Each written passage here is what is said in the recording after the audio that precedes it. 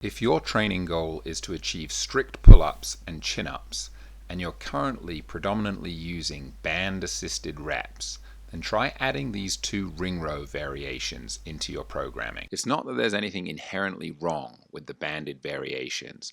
It's just that the idea of just going from a thicker band to a thinner band and eventually no band doesn't work for that many people, because the band gives you lots of assistance at the bottom of the range of motion and less assistance at the top of the range of motion. Building up to sets of 15 unbroken reps on both the hinge row and the incline row is a great way of building the scapular control and upper body pulling strength needed to achieve strict pull-ups.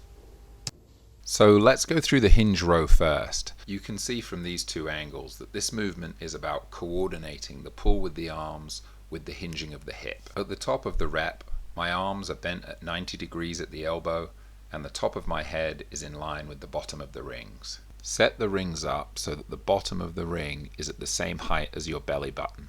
Then lie down below the rings with straight arms and take a step back of about a foot so that the ring straps are on an angle like so. Knees stay locked throughout the movement, and notice that at the top of the rep my palms are facing inwards towards my ears. Start with sets of 3 to 5 reps and aim to build up to unbroken sets of 15. Next, let's look at the incline row. I set the rings up so the bottom of the rings is at the same height as my nipple. Notice how I keep the ring strap vertical as I get into the top position and then lower myself down from there. This ensures my feet are in the right position and that the ring strap will be vertical at the top of every rep. Keep your midline stable throughout the movement and use a steady tempo to avoid using too much momentum. At the top of each rep, aim to freeze for half a second to show complete control.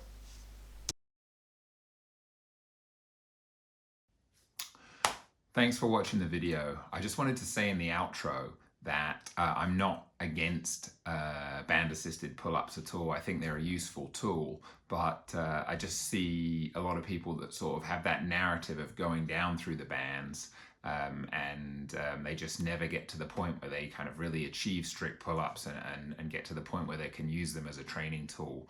And I do think it's a case of adding things like these ring row variations I've presented in the video into your training to really build the kind of scapular strength and pulling strength.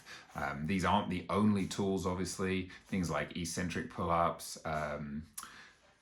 assisted pull-ups would also be like, rather than a band assisted, like a partner assisted or a self-assisted pull-up would be other options.